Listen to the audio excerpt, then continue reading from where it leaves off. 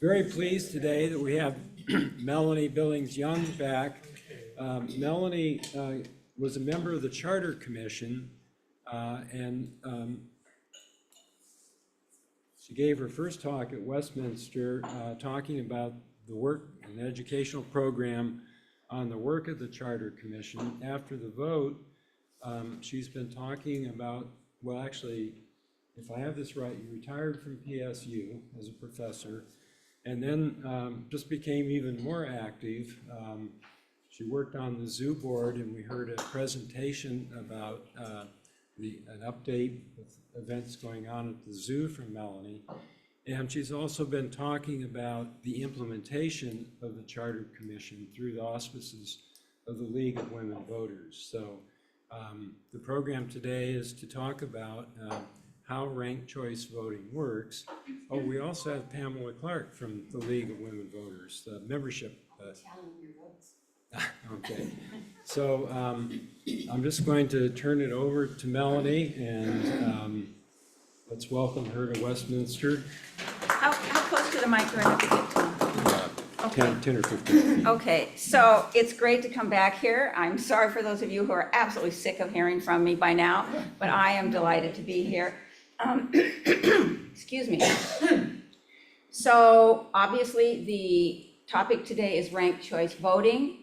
Let me begin by saying that I represent, as Tom has said, and Pamela does as well, the League of Women Voters. We are a non-partisan, political-oriented action group, and we do training in voter processes, voter education, and all of those areas.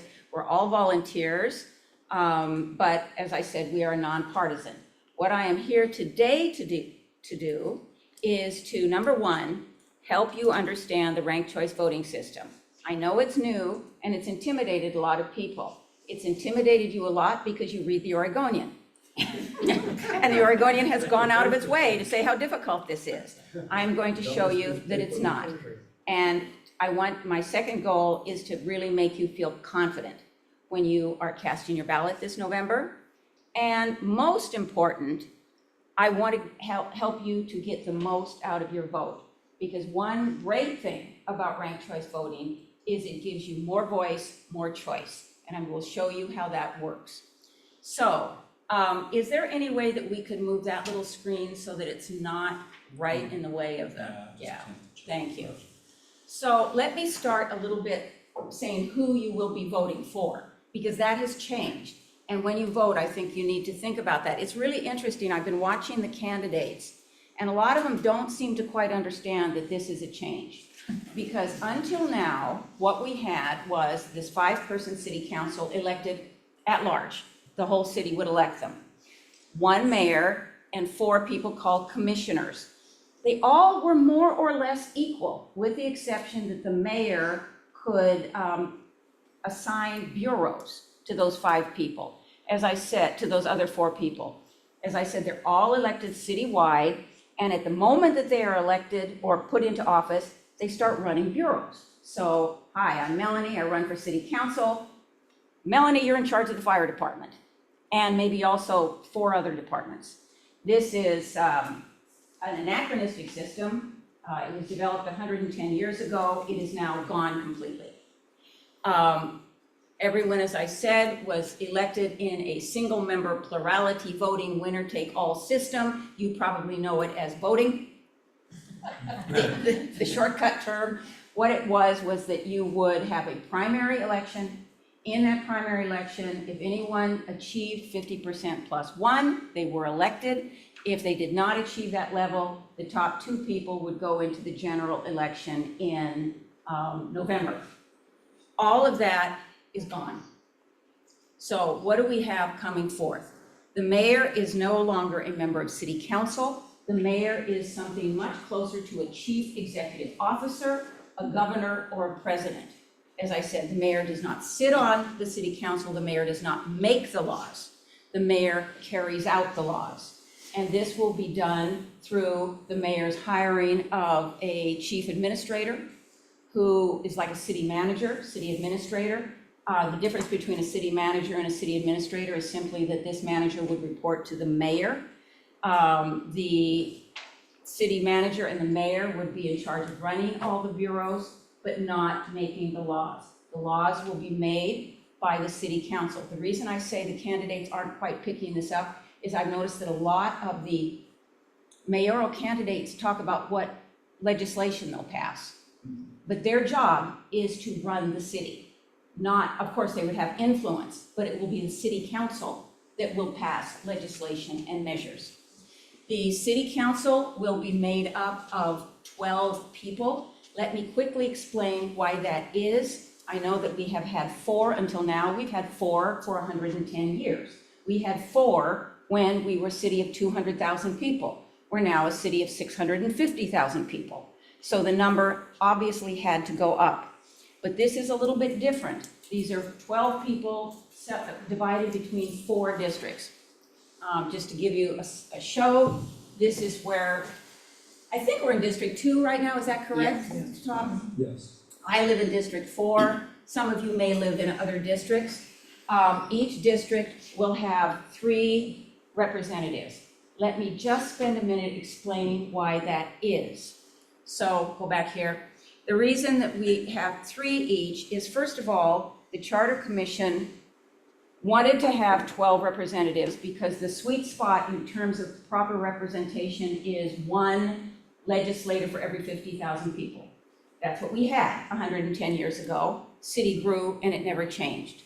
So we initially looked at someone to come in and draw 12 districts. Because of the history of Portland and the way that we broke up minority neighborhoods, such as in North Portland, we could not build 1 district that was not majority white. We wanted to represent everybody's voice. And then the question became all of the different people who would not be represented. And so in a 3-person district, you can represent, instead of 50% of the people, or if they win in a primary, significantly less than that, but it would represent at least 75% of the people.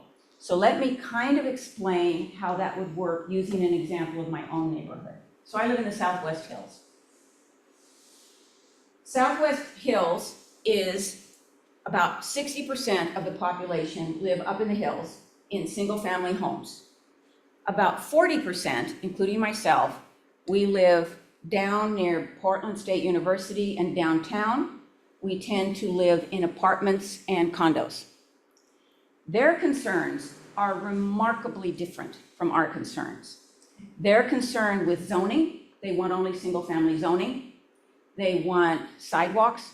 They don't have good sidewalks up there. They may be concerned more with forest fires in Forest Park, things like that. The folks where down on the bottom, we live every day walking past homelessness, mental illness, extreme poverty, trash in the streets, crime. Those are the things we're concerned about.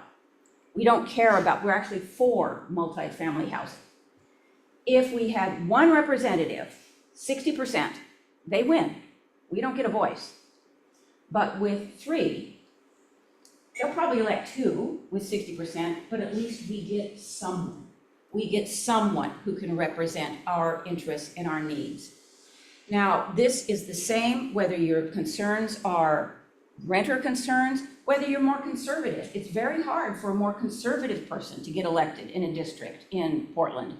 It allows more voice for more people. So that's why we have this system. Everyone will be elected for a 4-year term, just like now, with 1 exception. And that is that because we want staggered elections, we don't want the whole government elected every 4 years. That's not healthy. We have to take 2 of the districts, and for this time only, districts 3 and 4 will elect someone for 2 years. Same with the auditor, just 2 years. And then in those 2 years, they'll elect someone for 4 years, and after that, it will be staggered. But that is the idea.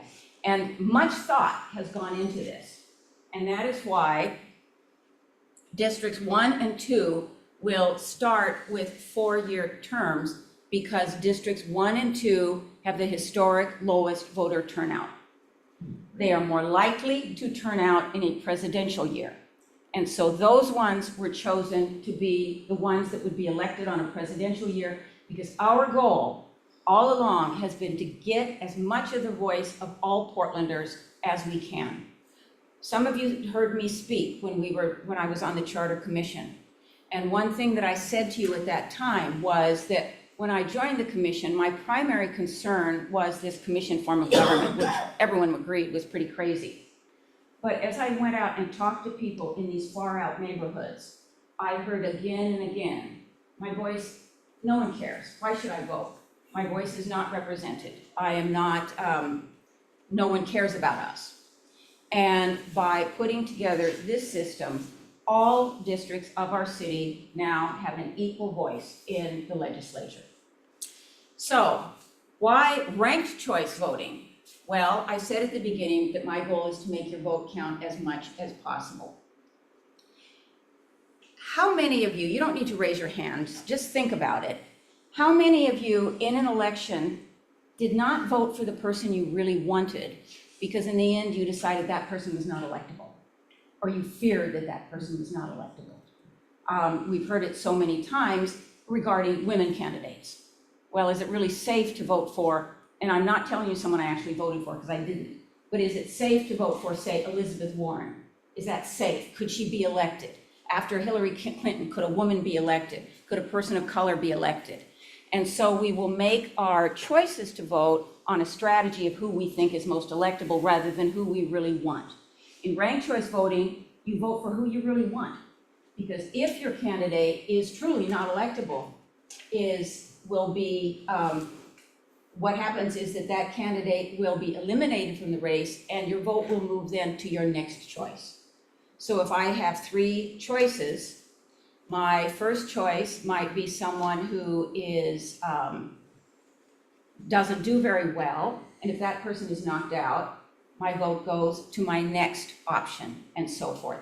It's like imagining when you're on the airplane and they say, this would be the old days, I don't think they do this anymore, but they say, we have various meal options, which is your first choice? And you say, well, I'd like the beef. And they say, and if the beef isn't available, what's your next choice? It doesn't mean, by the way, that if you give 3 choices, they're going to bring you 3 meals.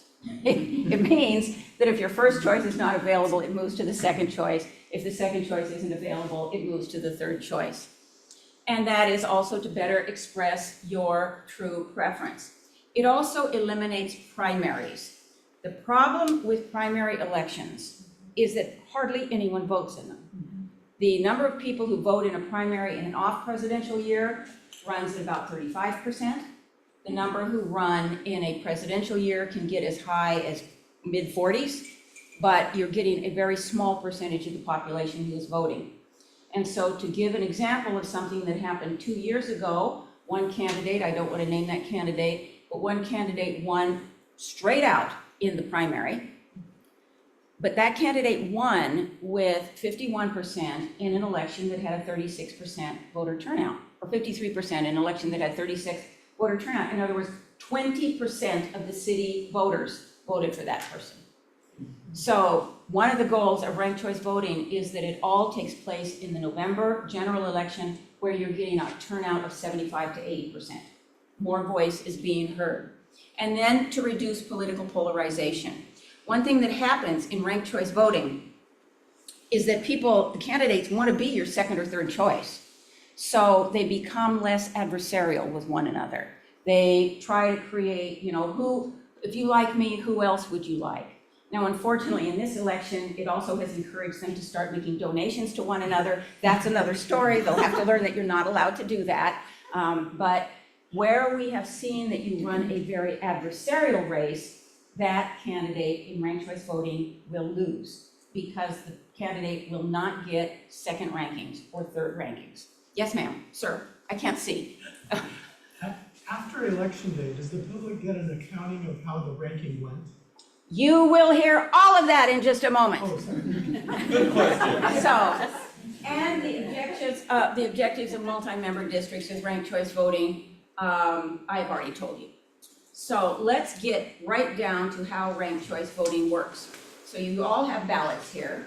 I hope you all Want me to have pass them. out the little ones? Just wait on that a little bit. These, if anyone doesn't have them, I have them here. I want you to look at your ballots. These are our ice cream ballots. Here's your ice cream ballot. Anyone else need one? I can do it now. Okay, and so one side, and this is, by the way, how your ballot will look. Oh, actually, without the ice cream bit. Unfortunately. You will get two ballots in your packet. One will be your Multnomah County ballot, and one will be your Portland ballot. Just 2 pages in the packet. Your Portland ballot on one side will be your district, and on the other side will be the mayor. That's what we have here, the mayor and the district. The white one is the one you're looking at right now, the white one. So what is the difference between those two? First glance. There's more choices Well, that can on happen, the but council. basically they're the same. Basically, they're the same. The same setup, the same way, that you vote in exactly the same way in both. And so even though I'm going to talk to you about how votes are counted, and they are counted in a different way to an extent, the way you vote is identical. In each case, you have up to 6 you have up to 6 choices, and you rank them in order. It's exactly the same in both. I need to say a couple of things about your voting now. This is very important. You have up to 6 choices. You are not required, as some people have said, you are not required to rank 6 people. The more you rank, the more chance you have, if your candidates are eliminated, that your voice would still count, your vote would still count, but you don't have to. If you are, or you have friends who are feel very anxious about this system, encourage them to vote for maybe 2. At least that doubles their chance of having their vote count. But if they only want to rank 1, that's an option, they can do that. In case, and I will be talking about this more in a minute, but if you don't like candidates, you don't vote for them. So personally speaking, I will not be ranking 6 people for mayor. There are not 6 candidates that I like, and you shouldn't vote for someone you don't like. You do not have to rank 6, you may rank 6. When it comes to your city council, to your point, there are a lot of people running. You can probably find 6 that you like, but you don't have to. So when you do this, you're basically saying, this person here has said, which is just ridiculous, my favorite ice cream is blackberry birthday cake. Well, that one's not gonna win. So when that is eliminated, when that one doesn't get enough votes, it jumps to your next candidate. And so if blackberry birthday cake is eliminated, you are considered to have voted for cookie dough. And if cookie dough is eliminated, you are considered to have voted for chocolate. It moves. It's also called instant runoff. So if your candidate is eliminated, your second vote counts. And that's why it is important, if you can, to rank candidates. So, yeah. Sorry, who determines the order of the flavors on the ballot? It's done somewhat randomly. This is Multnomah County. They do that whether it's ranked choice or not. It is not entirely, I've been looking at the actual ballot. It looks to be random. It's not. It's random by the first letter of the last name, so that their L's will be together or M's will be together, but randomized. So you'll see it. It's very strange, and it's going to be hard for a lot of people. Okay. So it's first name, last name in random order. So Melanie, basically, that order means nothing. It means Not the nothing. ballot, it has no meaning. But it is consistent from one race to another, right? As I recall, the county or the state or somebody makes a seemingly random sequence of the 26 letters of the alphabet, and they use that same alphabetic scheme to alphabetize in a crazy way all of the things. Yes, That's right. except you will only see your own district. You won't see other districts. Right. So, But yes, I but mean, it's some kind of. They'll do it for dog catching. Yeah, it's some Using the same mathematical alphabet. algorithm that Yeah. they use, that's correct. So let's get to, and you can, if you'd be so kind, you can start passing out ballots. Now, we're gonna give you a vote, yes. Is there any way to vote for 1, 2, and I absolutely hate vanilla, so I put 6? Okay, I'm gonna tell you all those things, so I would like you guys just wait till I finish Okay. explaining how it works, and then you can ask when you don't understand, okay? Okay. So, first of all, before I show you what mistakes to make, not to make, let's try that one. Oh, you're, I would call this one. You can still play this game. We want your vote. So before I talk about what, I'm sorry, people. before I talk about what mistakes you don't want to make, I should tell you something about ranked choice voting. It is incredibly forgiving. So a lot of the things that I'm going to show you will not eliminate your ballot. It'll be fine. And I'm going to say something that I would rarely say.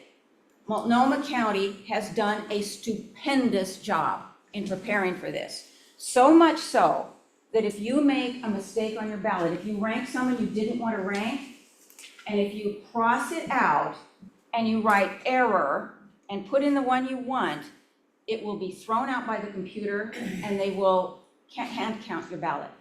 So even if you make a mistake, you don't need to panic. You can cross out your mistake, write error, and put, or whatever you want to say, mistake, and they will fix that. But let me talk about the errors you could make, and as I said, none of these are lethal. So the first thing is that you give only one ranking to your candidate. You're saying, this is my first choice. Now, imagine we're back on the airplane, and you say, okay, I want the beef. And if they say, the beef is not available, what would you like? I'd like the beef. Okay, it's not gonna happen. It's not available, doesn't help you. So you only rank someone once.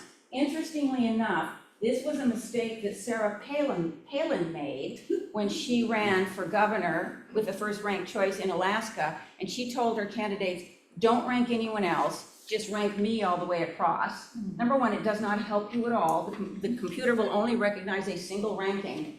But it so annoyed the people who supported the other Republican candidate that they did not rank her second because she had done that. And so Mary Peltola won, who was a Democrat, because they moved across, because they were mad at that, only rank me all the way across. So in this case, the computer is not gonna see this. They will see your first choice was chocolate and your second choice was vanilla. Good. Okay, second one. What if you leave a gap between your rankings? It doesn't matter. The computer will read that your first choice was strawberry and your second choice was pistachio. All that will happen if you do that is that you're limited to 5 rankings instead of 6, but it will not harm the way that your ballot is read. Now we're getting to your issue, excuse me. What if, no, yours isn't coming up. What if you give 2 candidates the same ranking? This one is more of a problem. The election officials, the computer cannot read your mind. If you rank 2 people exactly the same, both will be knocked out. And your first choice will become pistachio. So, But you it's know, ice cream, right? this is an election. In any election, if you voted for 2 people, it would be knocked out. So my strong advice, folks, is you may like vanilla and you may like strawberry, but make up your mind and make one of them first and one of them second. And now to the point that you raised. Only rank candidates you want to win. Your ranking is a vote. Any place you put them on your ranking, you are saying, I am voting for this person if my others are eliminated. I've heard many, many people say, what if I really hate someone, so do I put them 6th? Just voted for them. So no, and plus that they won't even know that. They won't say, oh, Melanie voted me 6th, I'm so hurt. They'll never know this. So we only rank people that we want. And that's why I said earlier, frankly, I don't know if I can rank more than 2 or 3 people for mayor, because I don't think those other people personally are qualified. So I will be doing a small ranking there. So please, please, please, only rank people that you want to win. And so now, it is ballot time. We're gonna be doing a single member, did everyone get ballots? Yeah, we're gonna be doing a single member election here. This is to vote to get your mayor. This is an ice cream mayor. Before you start voting, just a few words. In a single winner election, what does it take to win? 50 plus 1. Thank you very much. And why 50% plus one? Percentage, it's. 50% plus majority. one, because, exactly. And a simpler way of saying it is at that point, no one else could win. So we are going to do a ranked choice voting here for ice cream. You are all invited to vote. But in the ranked choice, it's a little bit different. In the usual way, if no one achieves 50% plus one, it goes to a face-off in the general. In this one, it's instant. And so if no one achieves it, we go into the next round, and we go into the next round, and we go into the next round, looking at your second choices, third choices, and so forth. You're gonna use the little ballot. We don't have enough people in the room to do the big ballot.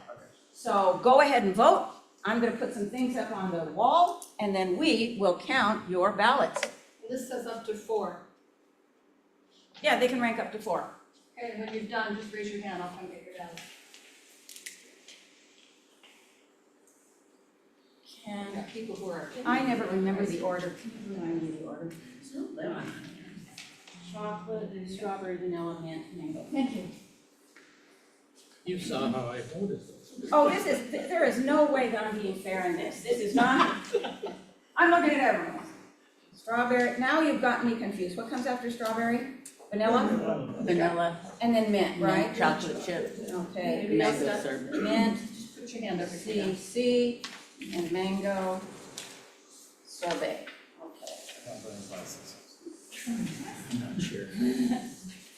There's no write-in, but are there gonna be write-ins on the ballot? Yes. Yes, for the mayor, there is a single write-in slot. For the city council, there are 3 write-in slots. Or undecided. And if you can write in something now, I'm easy with this. Anybody else voted that I don't have? Everybody, I have everybody. Okay, so while Pamela, our brilliant, she is a mathematician, our brilliant human calculator is calculating up your ballots, I'm going to show you how we count ranked choice voting, and then we're gonna do your ballots. So here we go. So in this case, we have 40 people who have voted for our ice cream mayor. It looks like nobody has won, no one has reached, what level do they need to reach again? 50%. What number do we need to reach? 21. 21, thank you very much. So we have 17, 15, and 8, pretty close between chocolate and vanilla. So what happens? In a ranked choice ballot, no one wins, so we eliminate the candidate who receives the fewest votes. In this case, who do we eliminate? Strawberry. And then we look at strawberry voters' next rankings. So these are the strawberry voters, and of all the strawberry voters, 5 of them said, and my next choice would be chocolate. 3 of them said, my next choice would be vanilla. We move those votes over, and we've got a winner. So it's very quick. Do it again. So let me go back to this, well, no, let me go back to that. So we have 8 votes for strawberry, but strawberry's eliminated as the lowest person. So we look at all of strawberry's next votes. So if you voted for strawberry, what did you vote for your second choice? Right, so I see that there are 2 that voted at number 1, right? Is that what that says, that there's 3 vanillas and 1 chocolate on the left? There's That's their second choice? these 8 ones are all second choices. They're all They have second yet. choice. 3 Oh, okay. and All right. 5 for chocolate. I got it. And so now I move it, I move 5 over to chocolate, 3 to vanilla, 1, 2, 3, and you see the 5 that went to chocolate, chocolate wins. Does that make sense? What if that was reversed and an even number? Even numbers are extremely rare, given the number of people that are running. Right. But in Oregon law, in any ballot where there's an even number, and it's only happened a couple of times in really small communities, but it is decided by, Okay. flip of the coin. Wow. Wow. Nope, Oregon law, coin flip, Do with the water. God, we're a weird state. yeah. So if you have a third choice and this was a tie, you would go to the third choice? Correct, and we're gonna see that, it's probably gonna happen right now. So let us ask, So there are 19 people in the room. Okay. We only have 17 votes. Are those two people who didn't vote, would you like to vote before I finish the count? Two people didn't turn in. Okay, there we go, there's one. Okay. I didn't turn it in on time, sorry. you know, Well, in you this passed case, the we waited. election date. I am sorry. Your ballot came in too late. Okay. No, she's in very good shape right now, and I'll explain why at the very end. So if we have 18 votes, how many do we need to win this election? 10. 10, you guys are great. 10. All right. Pamela, how many votes does chocolate have? 7, 7. Strawberry. 2, 2. Vanilla. 2, 2. Mint. 2, For heaven's sakes. This is not good. How many for mango? 5. Well, thank heavens for that. So what we're gonna do is I'm gonna make it random, and I will make it random by putting it simply in alphabetical order here. But we have to do it some way. So if we knock out, it would be the bottom person, but you guys are a very difficult group. So we're gonna knock out Mint. Can you transfer 2 Mint votes over? Okay. Is this how they really do it? No, Oh, in real life, first of all, that would never happen. Well- But if it did happen, they do it literally by coin toss. Okay. Because of the two. Yep, because of the 2. So what is, because we knocked out the bottom one, but you have 3 equally at the bottom. So Mint goes where? 1 goes to chocolate 8, and 1 goes to strawberry. 3. Thank heavens. Good. Now Because we now still we have- have a real second one, a real lowest one. vanilla. So who are we eliminating now? Vanilla. Vanilla is out. Where do Vanilla's votes go? Okay, hang on. 1 goes to chocolate Ding, ding, ding. and 1 goes to strawberry. Okay, chocolate at 9, strawberry at 4, mango at 5.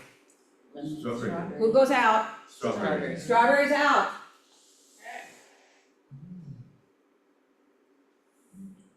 So, So you're taking four votes then, We're taking 4 votes out and dividing them up? and dividing. Now, she's working on that, but let me tell you something. If strawberry, so each person, your vote only moves if your candidate is knocked out. But let's say strawberry's second choice was vanilla, we don't count that, we go then to strawberry's third choice. And strawberry's third choice was mango, then we would give them credit for mango. So your vote doesn't go to someone who's already been eliminated. So what do we have here? now this is getting difficult over here. That's why we use computers. Exactly, because I'm not making a very good computer here. So we were eliminating strawberry, right? You're correct. Make sure I'm doing this right. Okay, 1 went to mango. Okay, The other one has, so 1 went to vanilla. out, what was their next choice? I'm sorry? What? Oh, vanilla was out as well? Yeah. Okay, sorry. Chocolate. Well, actually, chocolate's just 1, because it needed 10. And then the last one went to mango sorbet. And actually, there should be 1 more. Yeah, went to mango sorbet, that last one. You just gave me 3. Somebody had Wasn't there vanilla. 3? 4. There were 4. One had been eliminated and you didn't write it. No, I had 3 votes for vanilla originally. Maybe you didn't. She gave you vanilla and you didn't write it. I'm just gonna say the chocolate. Chocolate one. But actually, mango was coming in hot and heavy at that point. Right. So what it is that it immediately moves your vote. So if I vote for, I gave the example before, it's just an example, but let's say I voted for Elizabeth Warren, she doesn't get enough votes, she's knocked out, and my vote goes to Joe Biden, or whoever I chose for my next vote. And so your vote continues to count even if your first choice is eliminated. And basically like this. So, does that make sense? Okay, Melanie, Yeah. what happens if there aren't enough second or third choices? Let's say the election was hung up with 9 votes to chocolate and there were no other choices left. in terms of the mayoral vote, that is impossible. Because if there's no, the minute that this happens, then you would knock out the last person, and those votes would go to the top person. So that's impossible to happen in the 50% in the majority vote. It could happen ostensibly in the next one that I'm gonna tell you about. So this is the multi-winner ranked choice voting. Now, it is a bit different and you have to pay a little bit more attention. It is more complicated, but it is also quite genius in a certain way. This is the one where you elect 3 candidates per district. So let me explain that in the mayor race, the whole city votes for it, so it's 50% plus 1, because at that point, no one else could get elected. When you're electing 3 people, and one important thing to tell you here is you personally are not electing 3 people. Your district is electing 3 people. You will be voting for one of those 3 people, okay? Because we want everyone in the district to have a voice. So the point at which you win becomes 25% plus 1. Because 25, 25, 25 plus 1, 1, 1, no one else can get elected at that point. So it is the point at which you elect 3, but you cannot elect more. The way you vote is exactly the same. The way votes are counted is somewhat different. Now, I have emphasized throughout this that I want your vote, we want your vote to count as much as possible. So we don't want a situation where, A, you're afraid to vote for someone who's really popular, because once they get 25% plus 1, they win. So your vote wouldn't matter anymore. We don't want that to happen. You should vote for exactly who you want. But more importantly than that, every vote must count.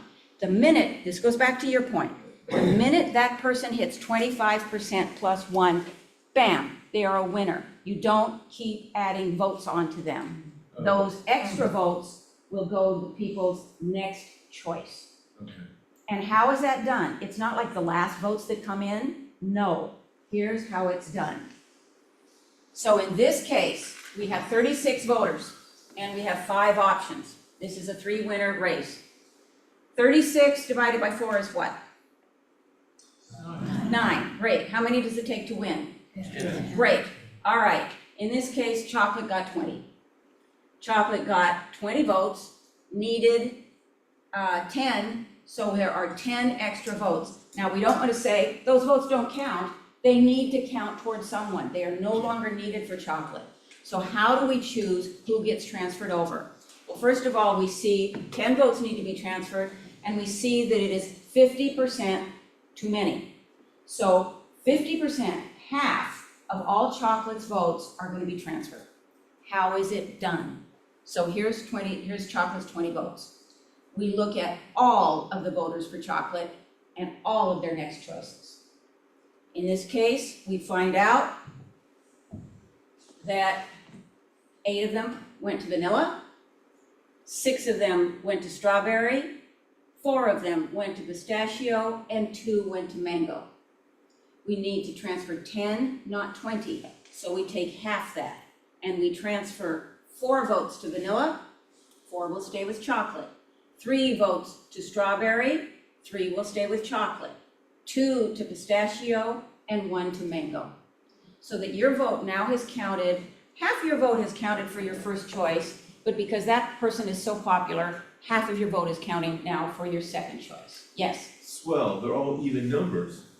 That's because I am not a computer, and so I did it in the easiest way possible, but the computer will be doing, I'm not sure the precise number, but I think it's up to 2 Decimal points. decimal points. Okay.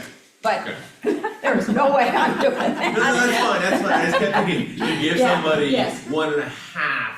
Yeah, no, it'll be 1 and 1.25. It could be Yeah, 1.25. So we're gonna do that now. So we're gonna transfer 4 votes to vanilla, 3 to strawberry, 2 to pistachio, 1 to mango.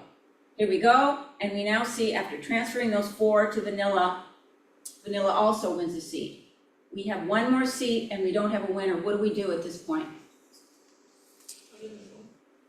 That's right. We're gonna eliminate someone. Who are we eliminating? Mango. Mango is eliminated just like before. We look at Mango's next votes. 2 go to strawberry, 1 goes to pistachio. Boom, and you have 3 candidates. To explain one of your 2 questions more clearly, in terms of when they reveal the information, they will be not saying this person won, because at the minute that they win, the 25% plus one, they're not getting more votes. So all you know is that that's what they're getting. So I'm going to answer a couple questions and then we're done. The questions are, isn't having this system more confusing for the voter? You see from your big ballot here, in terms of voting, it's exactly the same. It's the counting that is different, and the computer does the counting. We are spared that. Yes, it is complicated in terms of what the computer does. So are smartphones, so are cars. We manage with all of those things with their complicated internal mechanisms. How can you cope with so many city candidates? Look, it's not pretty what's going on. There are a lot. Here in, I wrote the numbers down here. Here in District 1 or in District 2 where we are, you have 22 people running for city council. In District 1, there's only 16. In District 3 and 4, 38. Wow. Now, before you faint, I will tell you that 2 years ago, there were 3 open seats for city council, and there were 35 candidates. Portland always has a lot of candidates. You've done it before, you can do it again. So, you know, it's fortunate or unfortunate. I don't know what it is. There are a lot of people running, but I'm going to give you the best tip I can give you in this, and please write it down. There is a website called Rose City Reform. It is superb. Go to Rose City's Reform. They list all the candidates. She has a little blurb, like a 3-paragraph blurb on each one. She says who endorsed them. She says how much money they've raised. You can go straight to your district, or you could look at everyone in terms, if you have an organization you really like a union, you can go straight to who they endorsed. All of that information, or you can go directly to their websites. Yes? Is it .com or .org? Just Google Rose City Reform. And I think it's com. It's in the voters pamphlet. Yeah, but she's better. It's really the best. It's incredibly good. There will be information in the voters pamphlet, but More on this side than the voters But it's pamphlet. like a phone book. but the thing about Rose City Reform is that you can then hit a link and go directly to the website if you want to learn more about the candidate. It is so easy to use. But yeah, it will also be, and in your voters pamphlet, you'll only get for your district. So you won't get all the is there, which is, you know, scarier, more confusing. Also, when you go to Rose City Reform, you'll see some candidates don't even have a photo, and they don't have like a platform. You can ignore that candidate. That's not a serious candidate. There is actually a candidate running for mayor whose last name is, I believe, Yao. No picture. All it says under Yao is, and this is what he put in, I have recently retired from many decades working for the Chinese government. I said, well, okay, that's, you know, very transparent, like that. So, you know, okay. Will you I'm gonna give this one to you guys. Will you individually be electing 3 people in your district? No. Thank you. Your district will be electing 3 people. You guys are a wonderful group of people. And so now the last 2, and this does go to the question you asked at the very beginning. When will your votes be counted? This has nothing to do with ranked choice voting, but it's also not the best news in the world. Starting this year, Oregon changed its rules that it used to be that your ballot had to arrive by election day. Now it simply needs to be postmarked by election day. So as a result, we will only be getting partial results on day 1, and people have been shown to start voting later and later recently, so it may be 2-3 days before you're starting to get results that you can believe in. Maybe if there's a blowout on the first day, it'll be different, but the election commissioner is saying, honestly, wait a week. I think a week is probably longer than you need, but it'll be several days, yes. Are you suggesting that we will no longer be able to drop off a ballot? Oh, no. No, you will. Well, then how do you get a postmark? You don't have to. No, if it's dropped off by the day, but if you've mailed it, Oh, okay. it can be postmarked on the day. You're right, I phrased it poorly. If it's mailed, it must be postmarked by election day. And we saw in the primary that a lot of people voted late. So, but having said that, you will be getting results on a daily basis. And this is a really interesting thing. So on day 1, you will get first day results, as you always do. But let's say Mango is knocked out on day one. And so what happens if day two, a whole bunch of ballots come in for Mango? The answer is that the computer runs the whole election each day. So on day one, they give you the results based on what's in. Day two, they get more and they run the whole thing. So it may be that Mango got too few and it was eliminated on day one. On day two, they start over again and Mango was no longer eliminated. So you need to watch the results each day. And just 1 second, and so the only difference now is that they will only be reporting results once a day, not several times a day, as they have been in the past. Yes? How long do they wait? You said that, they have, well, the ones that are dropped off in the ballot box, obviously they get those on election day or shortly thereafter. The ones that are mailed and have to be postmarked by election day, how long will they wait to be sure they have them all? 7 days. 7 days. Oh, is it Correct. 7 Right days? there. Does it say that up there? Yeah. Oh, okay, within the next 7 Correct. days, thank you. But of course, most have been mailed earlier, and they'll do all of the ones that have mailed at any point that are in there by election day. But we really will have to wait, especially in a close race, we'll have to wait a couple days to get the true answers. Take your ballot to the library. Mailing works really well, you don't have to pay, I pop mine in the mail, yeah. So, practically speaking, the only reason we can do this advance in democracy, if you will, is because of computers. Yes, Yeah. yes. Or we just couldn't have done this in the 1940s. No, but I will say, Multnomah County did an experiment, and they took, they had a mock election with multi-winner election, 2,000 votes, 2,000 or 3,000 votes. They wanted to test out their software, so they ran it in the computer, brrr, result, and then they got 40 people to work for 3 days, at the end of which it was exactly the same number. So it does work, but yes, it would have been impossible then.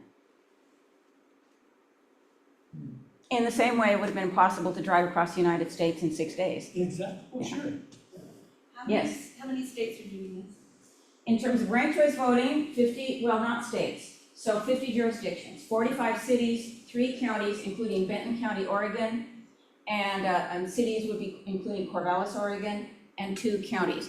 Multnomah County will start doing it in 2 years, and there is also a measure on your ballots, Measure 117, to decide whether Oregon should move to ranked choice voting as a state. Do you think it's more problematic with the state, or do you think it applies equally well with the state election? A number of county clerks, I think 16, maybe 13 of them said that they didn't like this because they're afraid it will be too complicated. But I think it's more based on fearing that it would be than reality. The places where they have tried it, including Alaska, Maine, New York City, New York had some problems because it was their first time and they made a mistake. They ran a test ballot and then added those test votes to the real one and had to redo it, but that was just human error, right?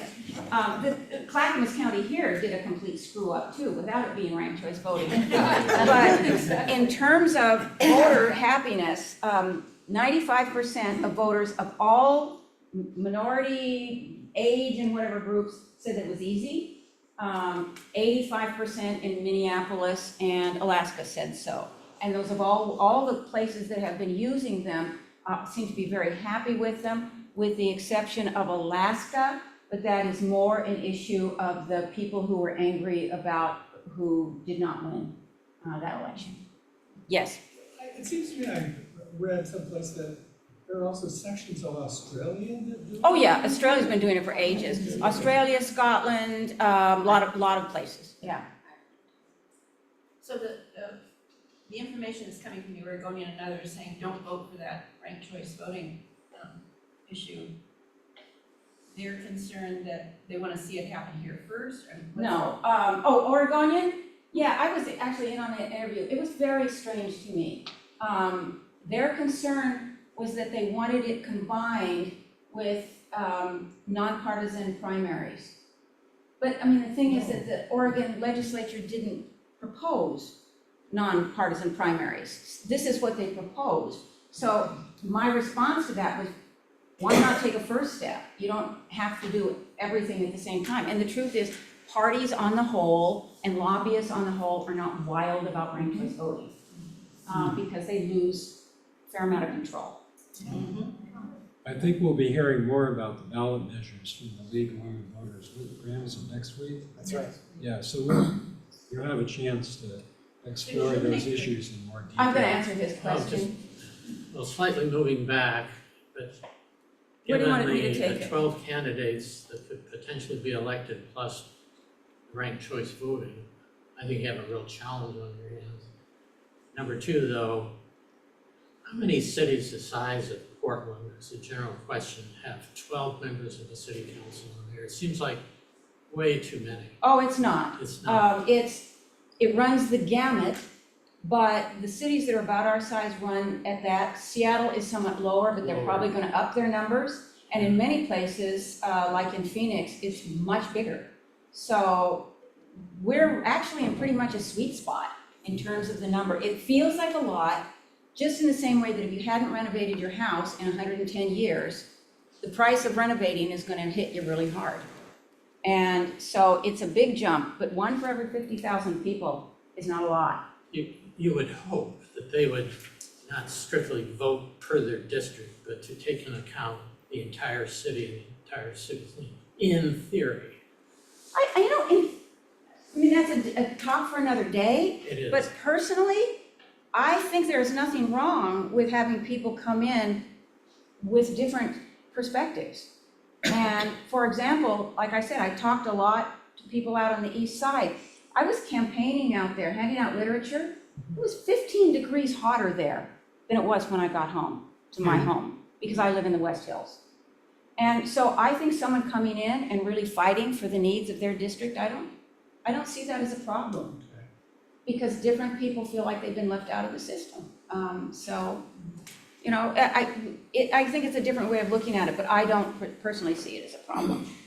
So folks, do you understand it better now? Yeah. Do you feel confident voting? Yeah.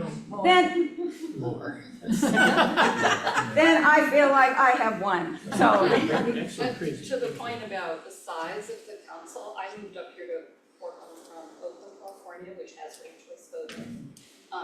And Portland is larger, 632,000 people, 12. Oakland has 432,000, and they have 8.